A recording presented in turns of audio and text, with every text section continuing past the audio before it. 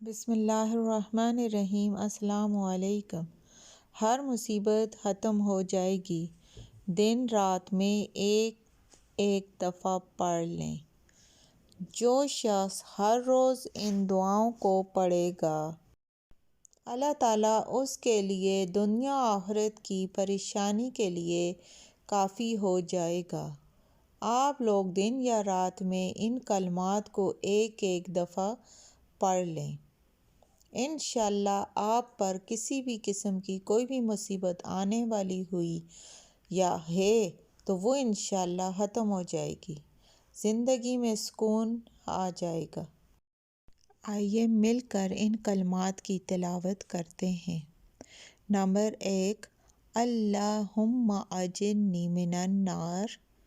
Number 2، اللہم اغفر لی۔ نمبر 3، لا حول ولا قوة الا باللہ۔